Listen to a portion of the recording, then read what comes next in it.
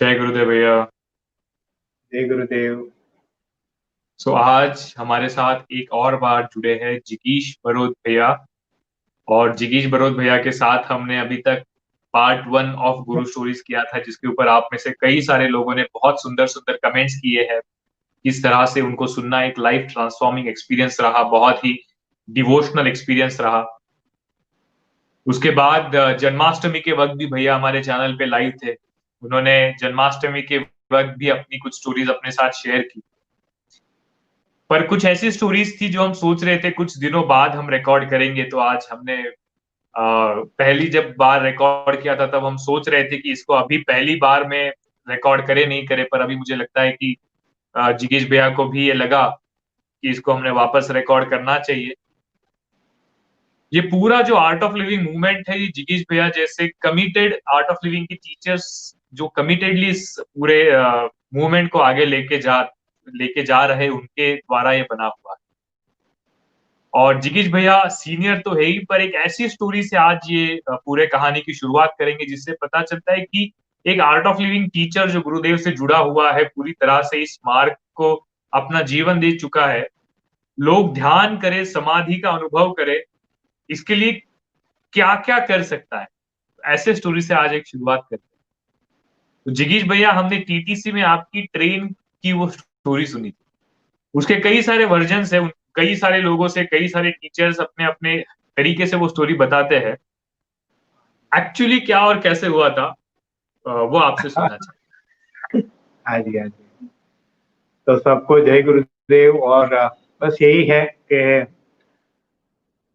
भक्ति एक जुनून है, एक पागलपन है। तो ये बहुत पुरानी बात है। जब मैं नया नया टीचर बना था और गुरुदेव ने मुझे और फाल्गुनी दीदी, जो हमारे सूरत के और सीनियर टीचर है, हम दोनों को साथ में को टीच करने को बोला था। और हम दोनों के बीच में हमको एक ही सुदर्शन क्रिया टेप, जो पहले कैसेट हुआ करती थी, वो हमको दी गई थी। तो मैं और फाल्गुनी दीदी हम लोग क्या करते थे, हम लोग बहुत सारा ट्रैवलिंग करते थे और सूरत में कोर्सेज लेते थे। और फिर सूरत के आजू बाजू फिर हम ट्रैवल करके शुरू शुरू किए। हम लोग फॉलोअप भी लेने जाते थे, नवसारी, बारडोली, क्योंकि पहले बाहर से टीचर आते थे, खुर्शीद बाबा आते थे, अरुणाबेन आते थे।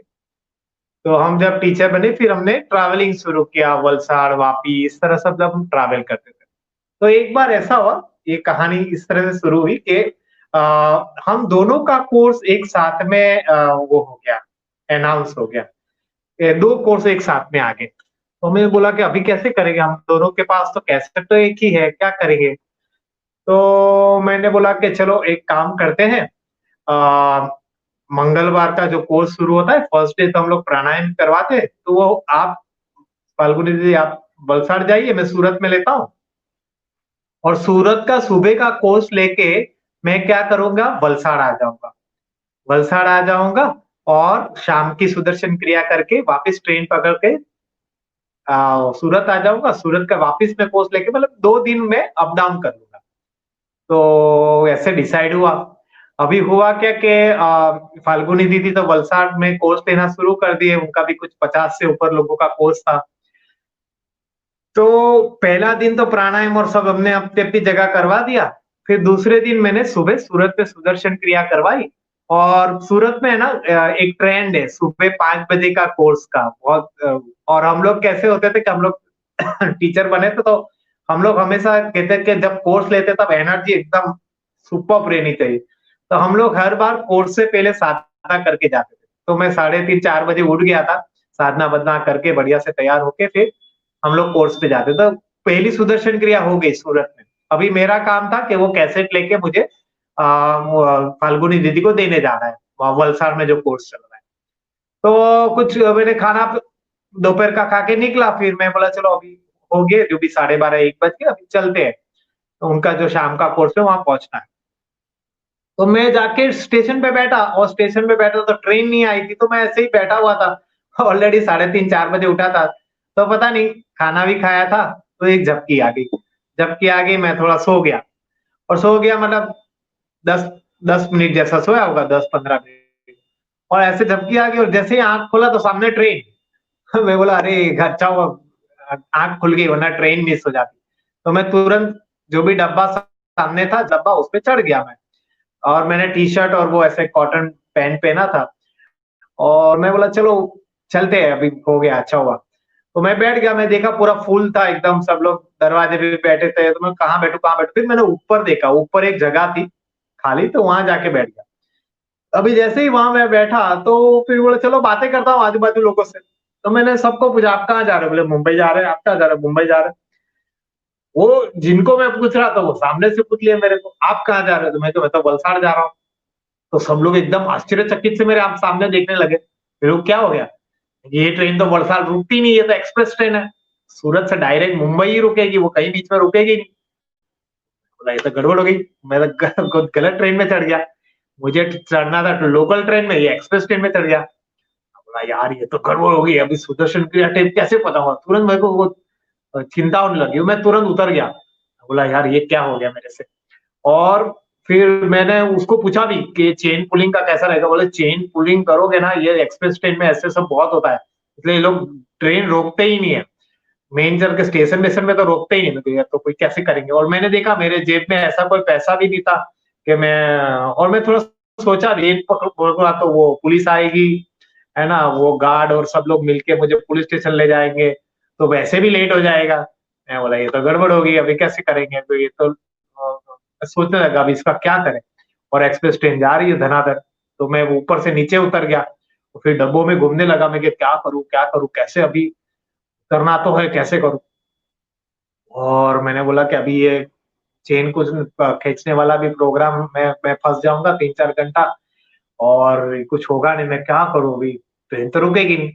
और मेरे अंदर एकदम ही बोलते एकदम डेंजरस विचार आया कि चलो कूद जाते हैं। मैं अपने आप से मैं आश्चर्यचकित हो गया, अरे यार ऐसा कोई थोड़ी कूदते हैं। तो मेरे अंदर दो मन ऐसे लड़ने लगे। पर मेरा एक फाइनल जो जुनून था, जो भी पागल था मेरे, उसने डिसाइड कर लिया कि कम व्हाट में, है ना, मैं अपने आप को थोड़ा सा ऐसा करने लगा, नहीं तेरी वजह से गुरुजी का काम नहीं रुकना चाहिए, वो कुछ भी हो, गुरुजी की सुदर्शन क्रिया लोग इंतजार करेंगे और मैं नहीं पहुंचू, ऐसा होना नहीं चाहिए, मेरे को कूदना ही है। पर मैं देखा सब दरवाजे पे लोग बैठे, अभी मैं कूदूंगा कहाँ से, तो मेरे 3-4 डब्बे थे, मैं यहाँ वहां घूमता रहा। और फिर मैंने थोड़ा प्लान भी बनाया कि चलो कूद तो जाऊंगा, पर बचूंगा नहीं तो कैसे कैसे पहुंचाऊंगा। तो मैं बोला क्या करूं, तो स्पीड में तो ट्रेन पे ऐसा करता हूँ, ये सब अभी तो बहुत क्या बोलते हैं रोड जैसी जगह आ रही है सब, तो मैं बोला कोई झाड़ी आ जाए बड़ी सी बड़ी पेड़, तो उसमें हम जंप कर लेंगे।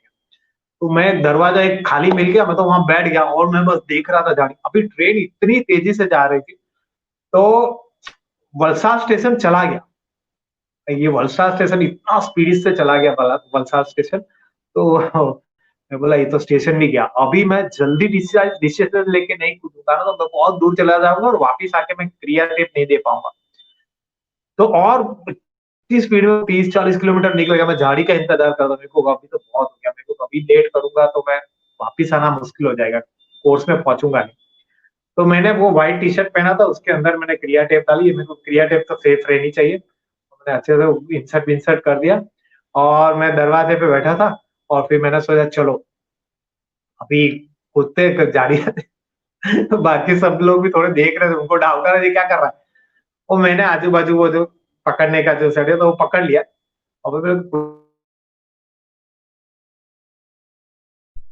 तो फिर मैंने क्या किया, वो दोनों पकड़ा, और मेरे मन में एक ही आया कि जो होगा, है ना, गुरु जी है, ऐसे करके मैंने जय गुरुदेव बोला, और मैंने देखा नीचे झाड़ी आ रही है बहुत सारी, तो मैंने ऐसा हाथ छोड़ दिया और जंप कर दिया।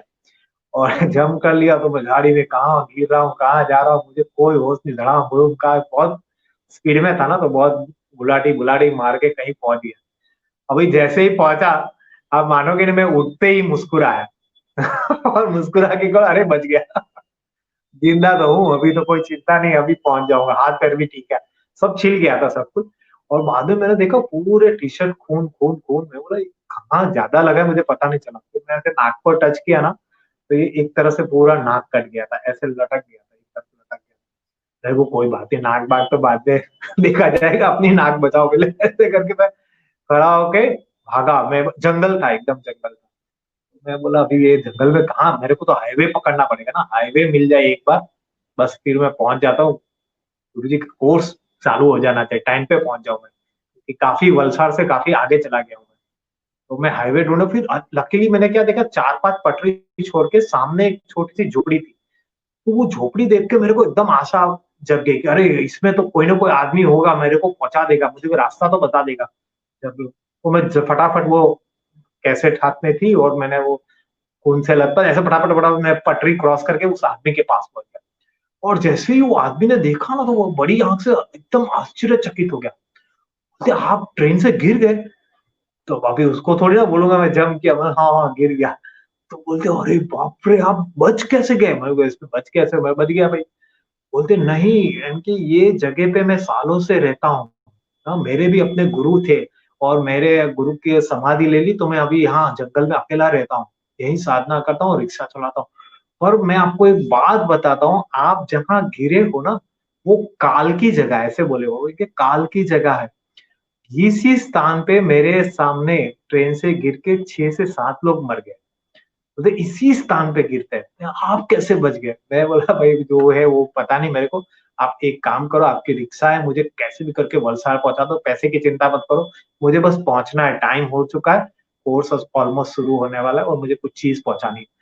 तो बोलते आपको तो बहुत छोटा है, डॉक्टर को, मेरे को डॉक्टर डॉक्टर बाद में देखेंगे, आप चलो। फिर रिक्शा में मैं जब जा रहा था, मेरे को लगा ये तो गड़बड़ हो गया, किसको किसको ये बोलूंगा तो बहुत अच्छा नहीं लगेगा। तो मैंने तुरंत ही वो क्या बोला, मैंने ये प्लान बनाया। मैंने बोला ठीक है, आप ये क्या बोलेंगे कि मैं रिक्शा वाले को समझा दूंगा, रिक्शा वाला आप जहाँ छोड़ने आ रहे हो ना, आपको सिर्फ इतना, रिक्शा एक पत्थर पे आ गई और पूरी रिक्शा पलट गई और भैया गिर गए इसलिए चोट आ गई, यही बोलना है आपको, कुछ भी। ठीक है भैया, ऐसा ही बोल देंगे, आप ट्रेन से गिर गए ऐसा मत बोलो। तो ठीक है। तो फिर मैं चला गया और वहाँ अपने एडवांस कुछ टीचर है, क्या नाम है, नायडू, उनके वहां मैं पहुंचा। और उनके घर पे पहुंचा तो फाल्गुनी जी सब लोग थे। तो वो बोले कैसे गिरा, अरे रिक्शा से कोई गिर के इतना चोट आता है, क्या हो गया तेरे को ये सब। फिर मैंने पहले से बोल दिया, मैंने थोड़ा सा बोल दिया मेरे को कि अरे वो क्या ट्रेन, एक्सप्रेस ट्रेन में चढ़ गया था, इसमें कूद गया। वो इतनी डांट पड़ी टीचरों के, बोलते पागल है, ऐसा कुत्ता है क्या, मर जाना है? तो कोई बात नहीं, अपना गुरु का काम होना चाहिए बस, किस तो। और ये बोलने के, वो लोग बोले पहले चल तू मेरे को ये पहले फाल्गुनी जी को बोला, मैं ये कैसेट तुम लो तो कोर्स चालू करो, मैं करवा के आता हूँ। तो अपने एक और बलसाड़ के टीचर है जो डॉक्टर थे, तो उनके पास गए, फिर वो उनके पास वो स्टिचेस लिए, नाक के ऊपर, और सब पूरा उन्होंने कर दिया। तो सब छिल तो गया ही था। अभी ये हो गया और मैं भी फिर कोर्स में गया था, कैसेट लेके वापिस आया। और ऐसी स्थिति में मैंने सूरत में भी कोर्स लिया, फिर दूसरे दिन मैं वलसाड भी गया। अभी ये जब स्टोरीज ये जो जब स्टोरी हुई, तब मतलब सच बोलूं तो मुझे भी नहीं पता था कि मैं इतना पागल हूँ। और मेरी इतनी श्रद्धा जबरदस्त है कि, तो मैं बस इतना मुझे पता था कि गुरु जी के काम अपने लिए नहीं होना चाहिए। और उसके आगे एक बहुत जबरदस्त चीज हुई थी, मैं नेपाल जा रहा था, तो मेरी कलकत्ता से फ्लाइट थी। तो मैं नेपाल गया तो वहाँ आशा जी करके परिवार थे, उनके पास वो इटर्निटी टीचर्स है। तो एक दिन था मेरे पास फ्लाइट का, तो मैंने बोला कि आपके साथ में इटर्निटी करना चाहता हूँ, फर्स्ट टाइम इटर्निटी प्रोसेस करना था। तो उस पे पास्ट लाइफ सब आपको मेडिटेशन में दिखाई देती है, तो बहुत सारी लाइफ है, पर मेरे को इस लाइफ का ये पूरा सीन दिखाई दिया मेरे को। मैं ट्रेन में हड़बड़ कर रहा हूँ, ये सब कुछ मेरे को एक साथ दिखाई दिया, मतलब एकदम क्लियर। हाँ, और जब मैं जय गुरुदेव बोल के मैं जब कूद रहा हूँ, तो गुरुदेव भी मेरे साथ मतलब वो मुझे बचा रहे, इस तरह का पूरा मेरे को दिखा। और तब मुझे पता चला कि मैं बचा कैसे। और मैंने तब से प्रण लिया कि नहीं, अपने कोई भी शारीरिक मानसिक कष्ट हमारे गुरु लेते हैं, तो कुछ भी हो, ये सब नहीं करना। हम भी इतने अमूल्य है गुरु जी के लिए, और हमारा शरीर भी इतना ही अमूल्य है। ऐसे करके फिर मैंने वो, है ना, और मतलब सच बताने जाऊं ना, तो मैंने ये जो 2-3 बातें जो बताई ना, उसके बाद जो मुझे महसूस हुआ, जैसे गुरुदेव कई बार बोलते हैं कि हर एक की लाइफ में 3 बार एग्जिट होता है। हाँ, तो हो सकता है आप बच सकते हो। शायद वो उस वक्त एग्जिट था, क्योंकि मेरे को पता है एक बार भोपाल में ऐसे ज्योतिष मिल गया था, मैं कोर्स ले रहा था और वहां ऐसे ज्योतिष था, वो 90 साल के ज्योतिष थे और वो सिर्फ फोन पे आपका आवाज सुन के सब कुछ बता देते। तो वो मुझे मिलने आए थे क्योंकि वो मेरे दोस्त के दोस्त थे। मेरे वर्धा में एक पार्टिसिपेंट है, उनके दोस्त थे। बोले कि आप जिगीश भैया को मिलने जाना, तो मैं ऐसी ऑटो थिंक की बातें कर रहे थे। फिर अचानक मेरे को बोले तुम सिग्नेचर लिखो, हाँ, और एक अपना पसंद का फूल लिखो। तो मैं ऐसे घूम के बैठ गया और पेपर में लिखा। हाँ, तो आप मानोगे नहीं, पेपर में लिख के जैसे ही घूमा, वो 90 साल के जो ज्योतिष थे, वो इतना जबरदस्त माइंड रीडर, वो उन्होंने सेम साइन, मतलब ऑलमोस्ट 95% सेम साइन मेरी बना दी उन्होंने, और बोले तुम्हारा फेवरेट फूल मोगरा है। तो मतलब पहले ही बॉल में उन्होंने ऐसा बोल दिया। तो मैं बोला ये तो बड़े पावरफुल ज्योतिष है। तो मैंने, उन्होंने बोला कि आप अपना हाथ बताइए, मैं हाथ देखूंगा। तो जैसे ही हाथ देखा, अभी भी मुझे उनका वो बोलने का जो तरीका था वो मुझे याद है। वो कहते ओह बाबा, मेरे को क्या हो गया भाई, हाथ में ऐसा क्या देख लिया। मुझे आप जिंदा कैसे हो, ऐसे बोले मेरे को, सीधा बोलेगा आप जिंदा कैसे हो। क्योंकि आपकी लाइफ लाइन नहीं है, लाइफ लाइन है ही नहीं, लेकिन कि आप पे किसी की जबरदस्त कृपा है जिसकी वजह से अभी आप हो। तो मेरी लाइफ में कोई ऐसा कोई वो इवेंट छोड़ के तो कुछ था नहीं। बस सुन के मैं, मेरे को लगा यार भाई, ये सब गुरु की कृपा है, गुरु की शक्ति है, इससे हमारा एक कवच बन जाता है, एक रक्षा बन जाता है। और सच में देखने जाओ, एक निर्भय जीवन जीते हैं हम लोग, है ना। है ना? जैसे आप बोल रहे थे स्टार्टिंग में, जैसे आप बता रहे थे, ऐसे मेरे ऐसे हमारे जितने भी टीचर्स है, वॉलेंटियर्स है, उनका जो इतना स्ट्रॉन्ग कमिटमेंट है ना, गुरु के लिए इतना प्यार है, तो वो कुछ भी करने को तैयार हो जाते हैं। तो ऐसा छोटा सा था। तो वही 3 बातें, वो जो काल की जगह थी, और वो ज्योतिष का बताना, इटर्निटी में देखना, तो वो भी थोड़ी झलक बता दी गुरुदेव ने। मैं बैठा हूँ। ये do not try this at home के इंस्ट्रक्शन के साथ ये स्टोरी आती है। ये बहुत जरूरी है। हमारे भरत भैया जब कोर्स टीटीसी पे बताते थे, कहा पहले बताते, मैं जो बता रहा हूँ वो करना नहीं है। बिल्कुल नहीं करना है। पर जैसे मतलब जिगीश ये भैया ने कहा, ऐसा में, गुरुदेव अपने जी कष्ट लेते हैं।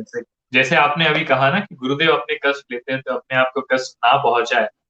बिल्कुल बहुत सुंदर। बिल्कुल नहीं करना, बिल्कुल ये जरूरी है, क्योंकि गुरु को फिर लेना पड़ता है सब कुछ। हमारे गुरु तो करुणामय है। पर मतलब ये स्टोरी कई बार लोग मेरे को बोलते हैं, मेरे को कभी कभी बोलने में भी मेरे को थोड़ा सा ऐसा होता है कि बोलूं कि नहीं बोलूं। पिछली गुरुदेव बार मैंने गुरुदेव इसलिए ने बोला क्या दीदी कहा के जब लिए। उनको पता चला? गुरुदेव ने क्या हाँ कहा जब गुरुदेव ने क्या कहा जब उनको पता चला? हाँ, गुरुदेव ऐसे कुछ बोले नहीं मेरे को, पर गुरु जी को पता है सब कुछ। सो गुरु जी भैया, है तो प्रार्थना में काफी ज्यादा शक्ति होती है। आपका इतने साल का अनुभव है, अभी आपने बताया अभी कृपा, बट प्रार्थना में भी काफी सारी शक्ति है। उसके अराउंड कुछ स्टोरी है, कुछ हुआ है? हाँ हाँ, बिल्कुल बिल्कुल। प्रार्थना की एक बात बताता हूँ। मैंने ये महसूस किया है कि जो प्रार्थना, समर्पण, श्रद्धा, ये सब एक ही पहलू के, मतलब एक ही क्या बोलते हैं, डायमंड के अलग अलग डायमेंशन है। तो प्रार्थना का कई बार लोग पूछते हैं ना, गुरु जी प्रार्थना सुनते हैं कि नहीं, प्रार्थना सुनते हैं कि नहीं। तो एक बहुत सुंदर एक आपको गुरु स्टोरी मेरे सामने हुई थी, बहुत ही जोरदार थी। छत्तीसगढ़ में एक कोर्स, मतलब सत्संग था, प्रोग्राम था बहुत बड़ा। तो मैं गुरुदेव के साथ था। तो सुबह सुबह मैं गुरुजी के रूम में पहुंच गया। तो मैं ऐसे थोड़ा सा दरवाजा मतलब खोल के देखा कि तो गुरुदेव ध्यान कर रहे थे। तो वो तो आप सबको भी पता है, गुरुदेव को आंख बंद हो या खुला हो, उनकी स्थिति सेम ही रहती है। पर उनको देख के मुझे ऐसा लगा कि हाँ, अभी ध्यान कर, थोड़ी देर बाद में जाता हूँ। तो थोड़ी देर बाद में गया तो वो खड़े थे। तो मेरे पास आए और उन्होंने मेरे जेब में कुछ रख दिया। तो मैं रखा, तो मैं बोला यार क्या रखा। मेरे को पता नहीं चला। मैं तो जेब थोड़ा सा खोल के देखा तो पैसे थे, 500 रुपये या कुछ ऐसा पैसा था। तो मैं बोला मेरे को क्यों दे रहे। तो फिर गुरुजी बोले तुम सुनो, एक काम करो, एक महिला है, बहुत गरीब महिला है, पंडाल के किनारे बैठी हुई है। हाँ, उसने है ना रात को प्रार्थना की थी, तो तू उसको दे के आ जा पैसा। अभी अपनी तो बुद्धि चलेगी, अपनी बुद्धि बोले अरे कैसे प्रार्थना, आधी रात को आप तो 7वें माले पे हो, वो क्या चिल्ला के बोली, कैसे बोली आपने कैसे सुना? और फिर मुझे पता है कि गुरुदेव है तो ठीक है। और गुरुजी बोले वो फाइनल, हम सब जो भी हम सोचे वो सेमीफाइनल ऐसे करके हम निकल गए। मैं नीचे गया, अभी नीचे गया तो पंडाल के किनारे पे मैं ढूंढ रहा हूँ कौन बहन है जिसने प्रार्थना की, वो कोई था ही नहीं, कोई वहां बैठा नहीं था। सब लोग जो गुरुजी को मिलने आए थे वो स्टेज के पास आगे बैठे हुए थे, तो एंड में कोई नहीं था। तो मैं भी बड़ा सोचने लगा, अरे मैं बोला अभी किसको बोलूं मैं कि तू किसने प्रार्थना की, तो मैं ऐसे आगे सब बहनें बैठी तो उनको देख रहा था ऐसे मैं भी देख रहा था कौन सी वाली दुखी दिख रही है उसको पूछ अभी किसको डायरेक्ट तो नहीं पूछे तूने प्रार्थना की थी क्या? मैं बोला ये तो गड़बड़ हो गया। मैं बोला अभी क्या करूं, चलो गुरुजी को ही पूछता हूँ, थोड़ा डिटेल और बता दे गुरुदेव। तो मैं वापिस ऊपर गया और गुरुजी को बोला गुरुजी वो वहां तो पंडाल के किनारे कोई नहीं है, आप थोड़ा सा और बता देते उसके बारे में तो मैं उसको ढूंढ के पैसा दे देता हूँ। तो मेरा हाथ पकड़ के वो लेके गए गैलरी में, और गैलरी में बताते देखो ये पंडाल दिख रहा है ना तुझे नीचे, उसके किनारे पे वो झोपड़ी है ना, वो झोपड़ी के अंदर है वो महिला, और मोटी महिला है, वो लाल साड़ी पहनी है। मैं बोला बढ़िया, ये तो इतना डिटेल मिल गया, अभी तो लेके आता हूँ। तो मैं नीचे गया, तो फिर मैं बोला अभी मैं बोला वो बहन अकेले, मैं को चलो किसी को साथ में लेके जाते, तो हमारे एक एपेक्स बॉडी मेंबर थे उनको साथ में लेके गए। और वो पंडाल से बाहर गया है और क्या बोलते हैं वो बहन अंदर थी, तो मैंने बोला आप थोड़ा बाहर आइए, गुरुदेव ने आपके लिए कुछ प्रसाद भेजा। तो वो थोड़ा सा संकोच कर रही थी, यहाँ की छत्तीसगढ़ की महिला थी, उसको हिंदी हिंदी नहीं आता था, तो वो फिर बाहर आई। तो मैंने बोला कि आपके लिए गुरुदेव ने कुछ भेजा है। तो अचानक वो बिल्डिंग का चौकीदार आ गया, तो वो उसका हस्बैंड था। बोलते क्या हुआ? मेरे को कुछ नहीं हुआ, इन्होंने प्रार्थना की थी ना आधी रात को, तो वो गुरुदेव ने उनके लिए ये भेजा। अभी ये इतना सुना और उसके हाथ में जब मैंने वो पैसे दिए, वो बहन के आंखों में आंसू आ गए और आंसू आ गए और क्या बोली पता है? इतना हिंदी जितना आता था उसी में उसने बोला उन्होंने सुन लिया। अभी ये सुन के हमारे दोनों एपेक्स बॉडी, हम दोनों के आंखों में भी आंसू आ गए। ये वो फिर बताई, थोड़ा सा छत्तीसगढ़ में बताई, और उसका चौकीदार ने वो ट्रांसलेट किया उसका, देखा इतने सारा पंडाल लगाओ, इतना सारा कुछ हो रहा है प्रोग्राम, तो मुझे को पैसे की जरूरत थी, तो मैंने सिर्फ रात को मैं उठी तो मैंने देखा, तो मैंने प्रार्थना की कि गुरुजी मेरे लिए भी कुछ कर। तो मैं तब वो महसूस कर पाया कि जैसे गुरुजी कहते हैं ना कि सिर पे इतने बाल हैं और जो भी बाल खींचते हो पूरे शरीर को पता चलता है, वैसे ही गुरुदेव के करोड़ों भक्त हैं, तो जो जब प्रार्थना करता है तब वो सुन लेते हैं। और गुरुदेव ऐसे करुणामयी है ना, वो हर बार चाहते हैं कि मैं किस तरह से मेरे भक्तों को, मेरी भक्तों की रक्षा करूं, मैं उनको कैसे हेल्प करूं। इसी से एक जुड़ा हुआ एक छोटा किस्सा और है भैया। एक बार है ना बेंगलोर आश्रम में भैया, तो एक दर्शन लाइन चल रही थी, तो मैं उसके पीछे वो प्रसाद लेके चल रहा था। तो क्या हुआ, मैं बहुत सारे छत्तीसगढ़ से बहुत सारे लोगों को एडवांस कोर्स के लिए लेके जाता था, तो तब बहुत सारा एक बड़ा ग्रुप लेके गया, तो मैं साथ में चल रहा था। तो दर्शन लाइन में चलते चलते एक बहन थी जो बहुत ऐसे रो रही थी, परेशान होके रो रही थी। तो मैं गुरुजी जाके पूछे क्या हो गया, क्यों रो रही है? कि गुरुजी मेरी मम्मी का एक बहुत बहुत कीमती सोने का हार था, मुझे उन्होंने बहुत, मेरी बड़ी यादगिरी थी उसके साथ, बड़ा अटैचमेंट था, वो पता नहीं मेरे कहाँ खो गया, मैं रूम में या बाहर कहाँ गिर गया मुझे नहीं पता है, उसका मुझे बहुत अंदर दुख हो रहा है। तो आप मानोगे इन फ्रैक्शन ऑफ सेकंड गुरुदेव ने क्या किया पता है? पहले मुझे जितना मालूम है वो बता रहा हूँ, अम्मा ने उनको चेन दिया था सोने का, वो पहनते थे बहुत पहले। तो गुरुजी ने ऐसे बोला, वो अभी रो रही है बोल रही है, गुरुजी ने चेन निकाल के उसको पहना। बोलते ठीक है मिल गया, अभी रोना मत। वो तो ऐसी इतनी खुश हो गई कि ये तो गुरुजी का प्रसाद है। हाँ, तो जो गुरुजी के लिए गुरुजी की अम्मा ने दी, तो वो इतना मूल्यवान है, वो भी उन्होंने दूसरे के क्या बोलते हैं, आंसू रुक जाए उसके लिए उन्होंने तुरंत दे दिया। हम लोग भी सोचते रह गए, मतलब गुरुजी ऐसे है कि क्या बोलते हैं, हमारे लिए क्या बोलते हैं, एक ऐसा परम आदर्श है कि हर क्षण वो सोचते हैं कि मैं दूसरे की खुशी के लिए क्या करूँ? तो वैसे है। तो प्रार्थना में शक्ति तो है। हाँ, जब गुरु सब सुनते हैं।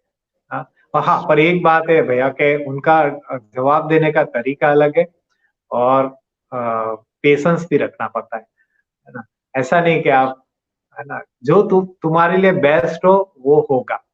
हाँ, और पता है ना भैया, आपको याद होगा गुरुजी ने एक बार बोला था, मांगने का तरीका। गुरुजी को बोले मांगने का तरीका बहुत सिंपल है। जब भी भगवान या गुरु से मांगो तो क्या बोलना है? गुरुजी मेरी ये इच्छा है, आप ये कर दीजिए, ये कर दीजिए या इससे बेहतर कर दीजिए। ये दीजिए या इससे बेहतर। और क्या बेहतर है वो त्रिकाल बुद्धि ही जानती है, जो सब कुछ उनको पता है। भैया बहुत आप सारा। इतने सारे कोर्सेस लेते हुए घूमे हो कभी, और अभी सुदर्शन क्रिया कैसेट के बारे में भी आपने कहानी बताई, कभी ऐसे हुआ है कि ड्यूरिंग द कोर्स कुछ अचानक मिराकल की जरूरत पड़ गई?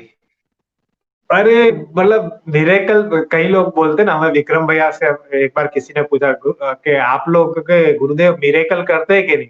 विक्रम भैया इतना मस्त जवाब दिए थे, तो इसके सिवाय कुछ नहीं करते। वही करते। तो एक छोटा सा बता दो, ये भी बहुत जबरदस्त हुआ था। एक कोर्स ले रहा था मैं सूरत में, और मैं स्टेज के ऊपर बैठा था। अभी पहली सुदर्शन क्रिया थी, मैंने पहले ऑडियो कैसेट हुआ करती थी, वो पट्टी वाली रहती थी। मैंने ऑडियो कैसेट लगाया और प्ले किया, और पहली क्रिया चालू हुई, एक राउंड खत्म हुआ होगा, और बाद में उस वक्त मैं वायर लाना भूल गया था टेप पर, तो सेल के ऊपर चल रहा था। अभी हुआ क्या, वो एकदम से डीम हो गया, और सुदर्शन क्रिया टेप खींचने लगी। वो जो भी मंत्र था उसका आवाज भी ऐसे खींच खींच के आने लगा एकदम स्लोली। मैं बोला ये तो कहे, सब लोग भी सोचने लगे। फिर मैं ऐसे कण कण से, मैं सच में उस वक्त भी वही जो आप प्रार्थना की शक्ति पता, मैं तो प्रार्थना की, गुरु जी ये तो पहली क्रिया है, अभी ये टेप तो है नहीं वायर, और क्या करूं मैं, क्या करूं क्या करूं? ऐसे करके मैं ऐसे प्रणाम करके एक दो मंत्र थोड़ा खींचा होगा, आप मानोगे नहीं, मैं ऐसे ऐसे कोई मेरे को पकड़ के कोई उठा रहा हो ना, इस तरह मैं फटाक कर उठ गया। और नया नया हॉल था, संस्कार भवन करके सूरत में, तो मैं ऐसे खड़ा कर उठ गया। और उठ गया, मैं बोल के उठ क्यों गया, और मैं चलने लगा, और चल के उस स्टेज के आजू बाजू तो दो रूम होते हैं जिसमें सब सामान रहता, तो मेरे को राइट रूम लेफ्ट रूम, तो मेरे को राइट रूम में कोई मेरे को खींच के ले जा रहा है ऐसा। फिर मैं बोला, यहाँ मैं लाया गया हूँ ऐसा लग रहा है, तो मतलब कोई यहाँ शायद वायर मिल जाएगा। तो मैंने एक बड़ा सा बॉक्स देखा भैया, उसमें बहुत सारे अलग अलग वायर और सब कुछ पड़ा हुआ था। आप मानोगे नहीं, ऐसे मैंने सीधा हाथ डाला हुआ अंदर, और हाथ खींचा, और मेरे हाथ में जो वायर आया ना, वो मेरी टेप रिकॉर्डर में लगे वो वायर। मैं उठा, सीधा लगाया, और सुदर्शन क्रिया बढ़िया चलने लगी। मैं तो पूरी क्रिया में कृतज्ञता के आंसू और आश्चर्यचकित में बोला, मैं कभी इस हॉल में आया नहीं हूँ। और मेरे वहां वायर पड़ा है वो भी मुझे नहीं पता, मुझे कौन लेके गया, और इतने वायर में एक ही बार में वही वायर हाथ में आना। मैं बोला ये है गुरु की महिमा। बोलो मतलब गुरु जी अपना काम एकदम 100% बढ़िया से। It was very amazing experience. वही वायर, अभी टेप रिकॉर्डर में तो कितने सारे वायर होते हैं ना अलग अलग प्रकार के, वहां कौन छोड़ के गया पता नहीं वायर, और वही पकड़ना। एक और छोटा बताऊं सुदर्शन क्रिया का भैया। जी जी एक भैया। बुद्ध पूर्णिमा में एक स्टेडियम में बहुत बड़ा प्रोग्राम रखा था भिलाई में। भिलाई में मैं छत्तीसगढ़ मेरी कर्म भूमि रही बहुत कोर्सेज, तो भिलाई में बहुत बड़ा प्रोग्राम रखा। हरजीत भैया, प्रभात भैया, और भी बहुत सारे टीचर्स हम लोग साथ में कोर्सेज लेते थे। तब वो लोग वॉलेंटियर्स थे, तो उन्होंने बड़ा सा बुद्ध पूर्णिमा का एक बड़ा सा पंडाल लगाया था ऐसा किनार, और महाक्रिया महासत्संग का। अभी महाक्रिया थी, और मेरे पास टेप रिकॉर्डर वही जो छोटा वाला टेप लेके घूमता था। तो सुदर्शन क्रिया शुरू हो गई, एक राउंड के आसपास हुआ होगा। तो सेल तो सब कुछ बढ़िया था, पर उस वक्त लाइट चली गई। अभी स्टेडियम में मतलब कम से कम क्या बोलते हैं 500-600 लोग होंगे, दूर दूर बैठे थे, बहुत दूर तक। तो मैंने बोला अभी क्या करें तो बोला अभी सुदर्शन क्रिया किसी को सुनाई नहीं दे रही, मेरे को भी कम सुनाई दे रही, इतना बाजू में तो अभी।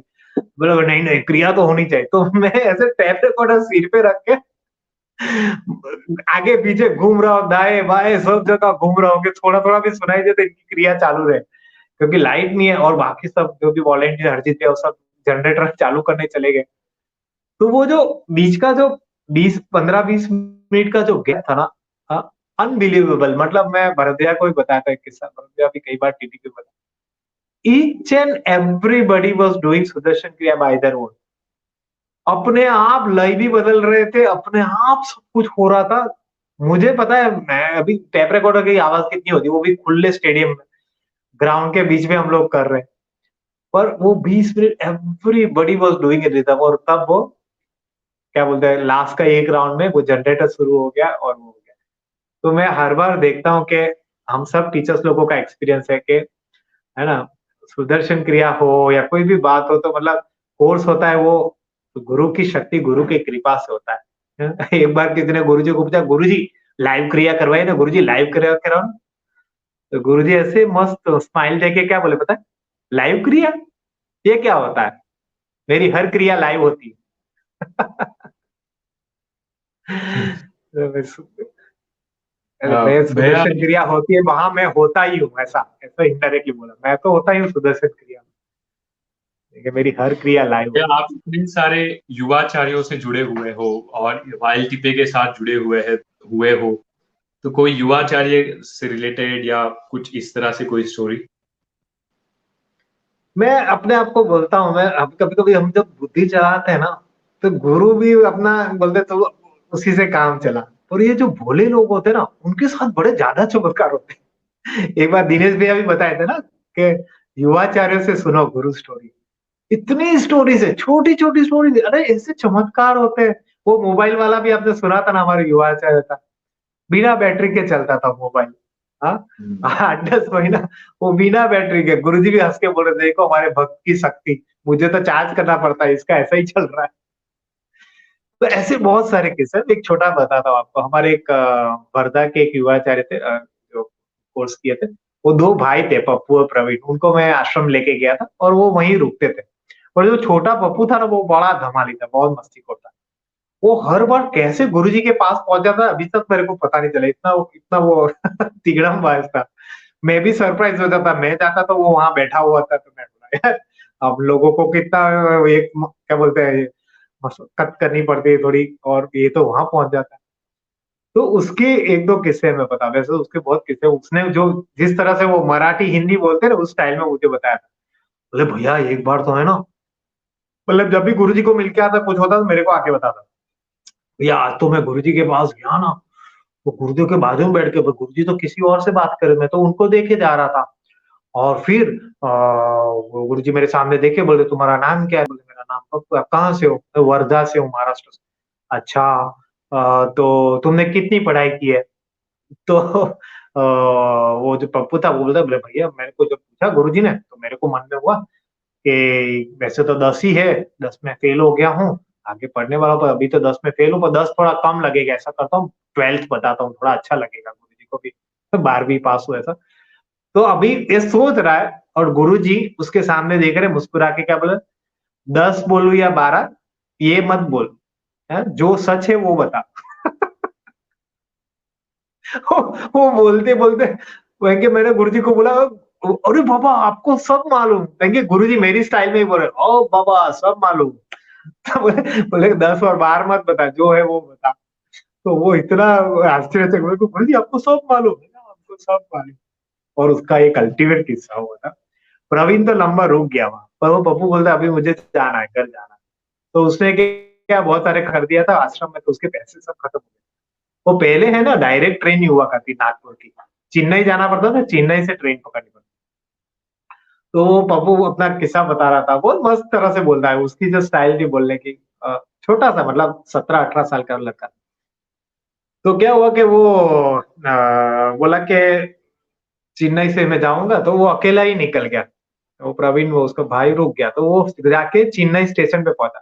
चेन्नई स्टेशन पे पहुंचा, तब उसके जेब को चेक किया उसने, तो उसके पास चेन्नई से वर्धा जाने की टिकट के पैसे ही नहीं।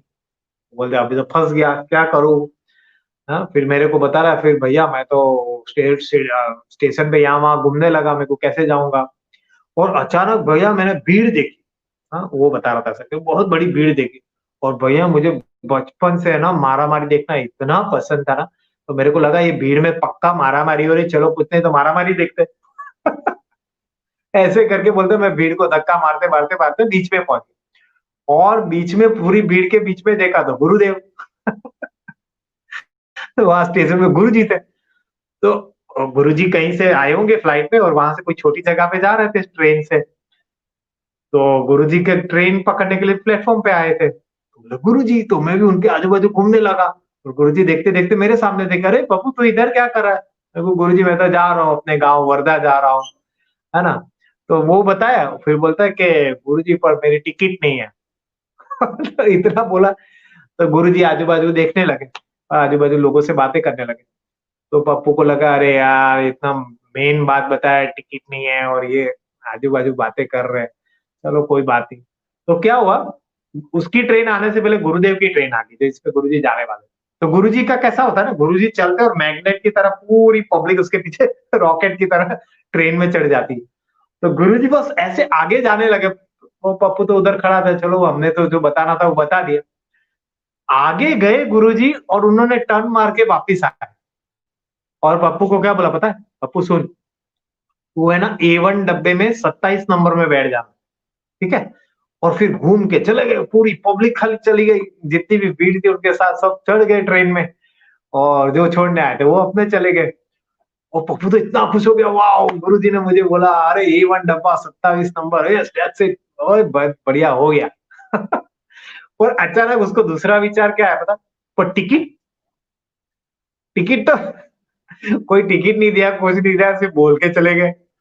अभी बोलता है अभी तो और फंस गए, बोलते अभी ट्रेन आएगी, बिना टिकट के कैसे बैठूंगा। फिर बोलते हैं जब टिकट दे के नहीं गए तो मेरे मन में है ना भैया एकदम जुनून आ गया। गुरुजी बोले ना आज तो गुरुजी की एग्जाम हो जाए, बोलते मैं तो कोई बात नहीं, टिकट मैं चढ़ूंगा उसी डब्बे में और उसी उसी सीट पे बैठूंगा। और उसकी ट्रेन आई, बोलते मैं A1 पूछते पूछते पूछते मैं एंके के वो डब्बे के पास पहुंचा। और डब्बा के दरवाजा जैसे ही खुला, मैं तो मेरे मुंह से निकला अरे एसी। वो बेचारा मिडिल क्लास एकदम सिंपल फैमिली से था, उसने कभी एसी डब्बा देखा नहीं था, वो तो एकदम ही चकरा गया, बोलता अभी एसी डब्बे में कैसे चढ़ूंगा। फिर वापिस विचार आया, नहीं गुरुजी बोले तो एसी चढ़ जाएंगे। तो एसी डब्बे में चढ़ के वो 27 नंबर जो भी था उसमें लेके बैठ गया। अभी जैसे ही बैठ गया तो एसी डब्बे में तो ज्यादातर लोग सब ठंडे लोग ही होते। तो सब गंभीर सब बैठे हुए थे आजू बाजू, और वो छोटा सा लड़का वो आके बैठ गया, बोले गुरुजी बोले करने का। तो वहां बैठ गया। आप मानोगे वहां से कम 30 घंटे के आसपास लगते हैं वर्धा नागपुर ट्रेन में। 3 टीसी बदले, 3 टीसी आए, चले गए, तीनों टीसी आए, उसके जब भी टीसी आता था उसकी धड़कन एकदम बढ़ जाती थी। आजू बाजू जितने भी लोग थे सबकी टिकट बोलते थे, चेक करते थे, उसको पूछते ही नहीं, बिल्कुल एक भी बार पूछा ही नहीं उसको कि तुम्हारी टिकट क्या है, वो आराम से बैठा। और उसको डर लगता था, पर वो तीनों टीसी नहीं पूछे तो उसको तो इतना आश्चर्यचकित हो गया। पर हुआ क्या, फिर रात हो गई। रात हो गई तो अभी पूरा दिन खाया नहीं, भूख लगी थी, और बाकी सब तो कोई शेयर नहीं कर रहा था, अपना अपना दबा के खा रहे थे। बोलते क्या करे। वो तो बैठा हुआ था शांति से। एक वेटर आया, पूरा खाना लेके, पूरी प्लेट भरी हुई प्लेट लेके उसके सामने रख दिया। तो वो तो इतना सरल और निखालस लड़का था ना, वो सीधा बोल दिया, बोलते भाई पैसे वैसे नहीं है। तो वेटर बोला नहीं नहीं पैसे की जरूरत नहीं है, ये पूरा एक अच्छा सा थाली है एक्स्ट्रा, पर आप खाइए, आप आपके लिए आप खाना खाइए। तो वो दबा के खाना खाया। अभी मजे की बात बताता हूँ, वो क्या बोला पता है, भैया मैं वर्धा स्टेशन पे जो उतरा हूँ मैं अपने घर गया नहीं। जितने भी हमारे ऑर्गेनाइजर, टीचर्स, वॉलेंटियर, सबके घर घर पे जाके एक ही डायलॉग बोला, देखो देखो गुरु की कृपा। हाँ, बिना टिकट के बिना टिकट के एसी डब्बे में खाना खाते हुए आया। तो ये डायलॉग वो सबको जाके घर घर जाके बताया। मतलब इतनी श्रद्धा, गुरु ने बोल दिया टिकट में, वो नंबर तो बोल दिया ना, बस बैठ जाओ। तो ऐसे ही उनके शब्दों को पकड़, ये भी फिर से वो बोल रहा हूँ कि ऐसा नहीं कि बिना टिकट के बैठ जाना है, ऐसा नहीं बोल रहा, पर जब गुरु बोलते हैं तो इतना श्रद्धा। ऐसे हमारे युवाचार्य कैसे होते हैं ना, जैसे क्या बोलते हैं, बहुत भोलापन होता है, तो उसमें वो गुरु के वाक्य पे बुद्धि नहीं लगाते, पूरी श्रद्धा रखते कि मेरे गुरु ने बोला है तो ये होके रहेगा। तो ऐसे बहुत बहुत छोटे छोटे किस्से हैं, बहुत सारे। कभी कभी हम लोग बिलीव नहीं कर पाते, कभी कभी क्या हमारा इंटेलेक्ट बोलता है अरे यार ऐसे कैसे हो गया, ऐसे कैसे हो सकता है। एक ऐसा ही थोड़ा अलग सा किस्सा, छोटा सा है। एक हमारा युवाचार्य बाइक पे जा रहा था, उसने मुझे बताया था, और वो कहीं जॉब करता था, गवर्नमेंट जॉब में। तो बाइक पे जा रहा था, बहुत तेजी से चला रहा था, तो एक जगह से दूसरी जगह वो बाइक पे जा रहा था। और भैया बीच में ना वो एकदम घने जंगल आता है उसके जो रास्ते में, तो वो जंगल से जा रहा था बाइक में, और अचानक अकेला था, बाइक भगा के जा रहा था, अचानक किसी ने पीछे हाथ लगाया। अभी उसको तो इतना डर भी लग गया, शॉक भी लग गया, अरे किसने हाथ लगाया, है ना। और वो बाइक पे था और उसने घूम के देखा, और पता है घूम के क्या देखा उसने, उसकी जो गवर्नमेंट की ऑफिस की जो बैग थी जिसमें बहुत इंपॉर्टेंट डॉक्यूमेंट्स थे, वो बैग उसकी गिर गई, उसका सूटकेस साथ वो गिर गया।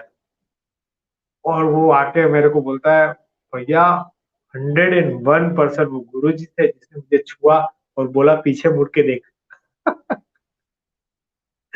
मतलब ऐसे देखने जाओ तो हमें हमको अगला लगेगा ये कैसे हो सकता है यार, पर उसी वक्त किसी ने हाथ लगा, क्योंकि वो आगे चला जाता बहुत दूर, बाद में तो वो बैग कोई भी ले सकता था और उसको कितना नुकसान हो जाता। पर ऐसे छोटी छोटी बातों में कहते हैं ना, गुरु शक्ति हर क्षण हर जगह पे आपके ऊपर, आपके साथ है, आपकी भक्ति श्रद्धा से वो अपने आप वो कनेक्शन बन जाता है। ऐसे बहुत सारे किस्से, मतलब किस्से बताने, मैंने आपको बताया था ना, मेरे को बोलते जाओ उसका कोई एंड ही नहीं है। गुरु की सही बात है महिमा भैया, तो जो हमने दिनेश भैया की स्टोरी रिकॉर्ड की तभी भी उन्होंने ये कहा था कि गुरु स्टोरी सुननी है तो युवाचार्य से सुनो, या फिर महेश गिरी जी भी कई बार कहते थे कि जब भी थकावट होती है काम करते करते, कोई युवाचार्य मिल जाए बस उसको गले लगा ले तो पूरा एनर्जी वापस आई, ऐसा लगता है। बिल्कुल सही बात है भैया। और आप भी एक युवाचार्य की तरह हर जगह पे गए हो, काफी काम किया है। आई थिंक आप नक्सलाइट्स में इंटीरियर्स में भी काफी सारे गए हो। हमने जो समीर जॉली भैया और आपका इंटरेक्शन सुना है उसमें भी काफी सारा उसका मेंशन हुआ है। उस वक्त की कुछ स्टोरीज भैया, नक्सलाइट्स के साथ जाना, काम करना। भैया वही मैं बता रहा हूँ, अपने जो युवाचार्य है ना, वो उनका मैंने पिछले स्टोरीज में भी बताया था, पूर्ण समर्पण,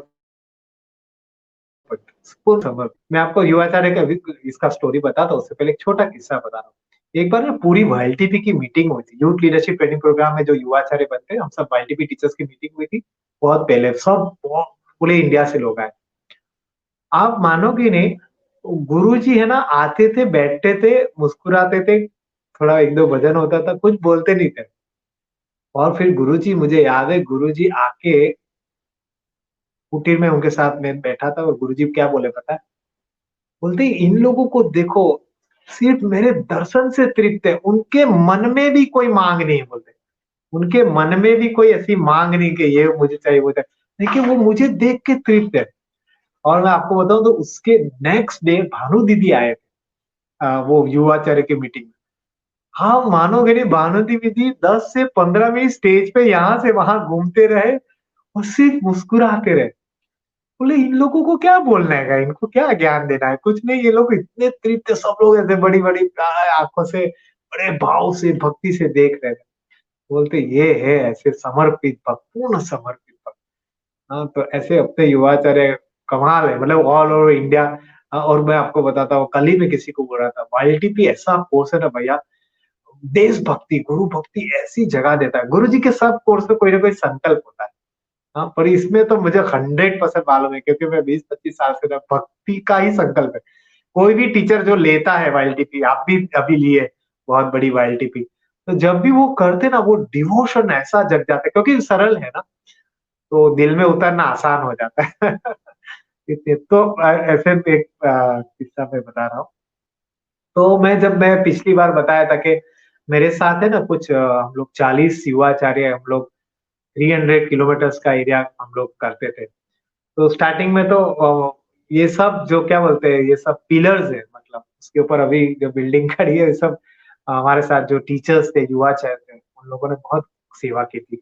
नवचेतना सत्संग, बहुत सारे फॉरेनर्स आते थे भैया, हमारे गुरुजी भेजते थे गाँव-गाँव में सत्संग करने। तो उनके साथ भी बहुत ये युवाचार्य मिल-जुल के रहते थे।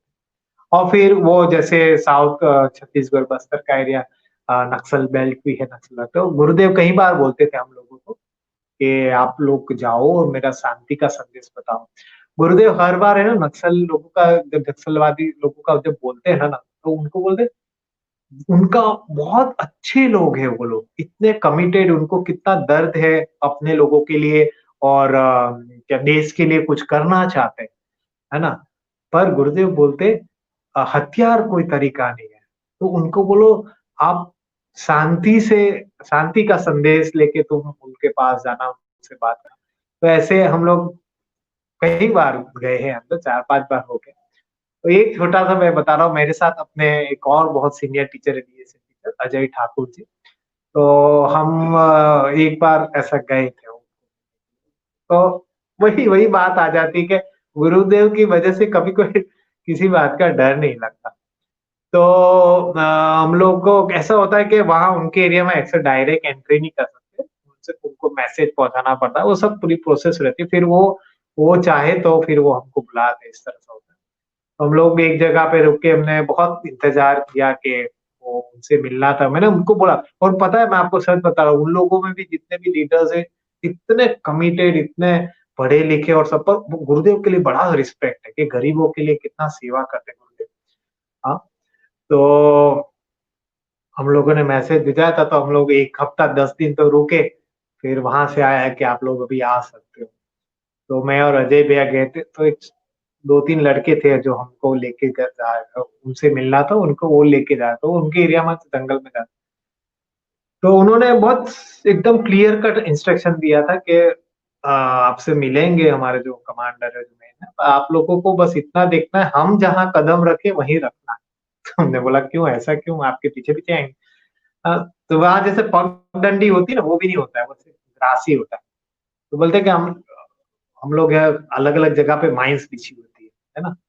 तो आप यहाँ-वहाँ करोगे तो वो हो जाएगा, इसलिए आप हमारे पीछे-पीछे ही चलना। तो हम लोग एकदम सीधे-सीधे उनके पीछे चल रहे, और उन्होंने ये भी वार्न किया था कि कहीं-कहीं भी पानी मत पीना, है ना? तो वो क्या करते थे, कुछ-कुछ तालाबों में वो लोग पॉइज़न डाल देते थे।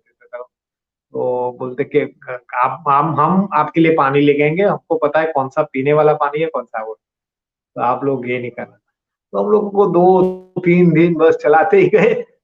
रात को बोलते यहाँ सो जाओ, आपको मिलने आएँगे, तो नहीं आते थे। और बड़े मतलब क्या बोलते हैं, गुरुदेव के प्रतिनिधि है, तो बड़े रिस्पेक्ट से हमको लेके जाते थे।